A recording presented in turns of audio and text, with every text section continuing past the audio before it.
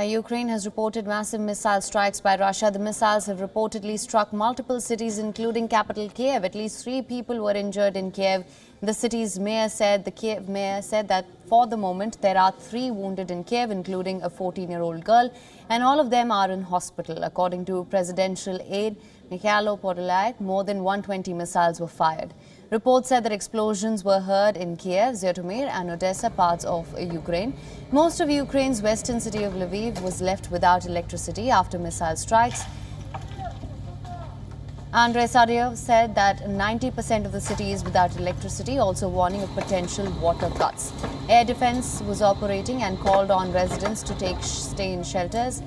Power cuts were also announced in Odessa in Dnipropetrovsk region by Ukrainian government, aimed at minimizing the potential damage to the energy infrastructure. The attack came hard on the heels of the Kremlin's rejection of a Ukrainian peace plan, insisting that Kyiv accepts Russia's annexation of 4 regions. On Wednesday, Russian shelling hit the maternity wing of a hospital in the city of Kherson, though no one was hurt, as per reports.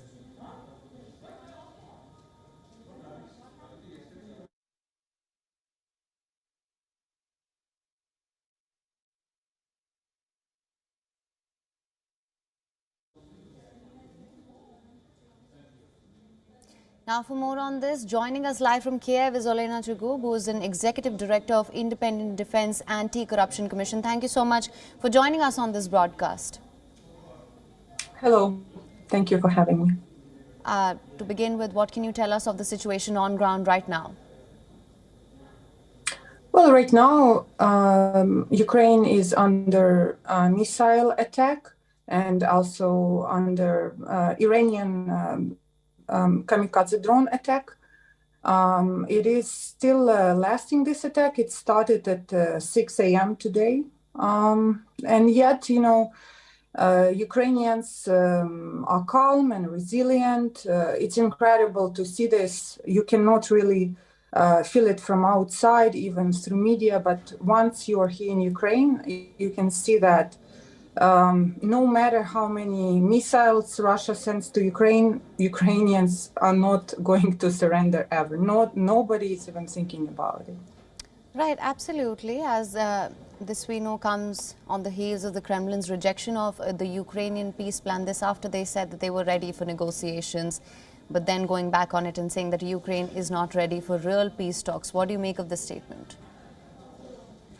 Well, all these statements from Russia about peace talks, it's just empty conversation. Russia will continue this war as long as Russia believes that they can win and, seize the whole Ukraine, destroy its people, nation. And it's important to suffocate Russia economically, and then Russia will not be able to continue this war. And India here has a big role to play, actually. Right, absolutely. Just coming back to the first question, what can you tell us of the situation right now? Well, right now, Ukrainian air defense is working very effectively. In Kyiv, people hear how missiles are exploding in the air.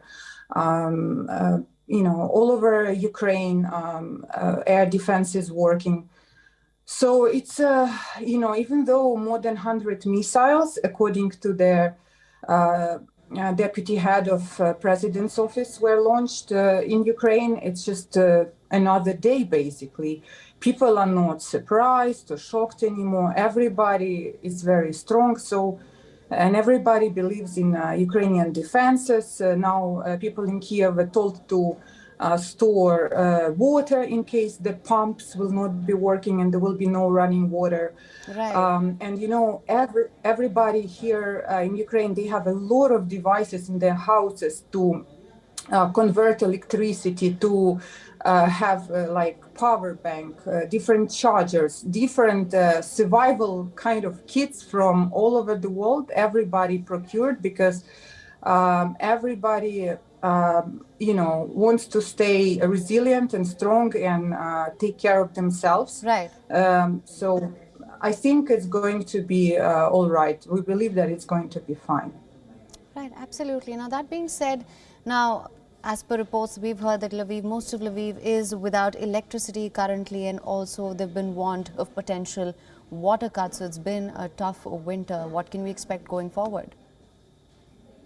Of course, the aim of Russia is to have humanitarian crisis so that people freeze to death, that people don't have any water. Millions of people would need to move to Europe so that Europe will have refugee crisis. The plan is clear, but these water cuts and electricity cuts that you are describing, they have been happening before, and Ukraine was able to fix them and restore everything. And I hope it will be the same thing this time. We just need, the international community just needs to make sure that Russia doesn't have enough resources to send those missiles to Ukraine, because it is destroying the global peace, it is destroying Europe as well, it is destroying global economy. It's not a win game for anybody. Right. Absolutely. Ms. Olena, thank you so much for joining us on this broadcast with all your insights on this. Thank you for having me. WION is now available in your country. Download the app now. Get all the news on the move.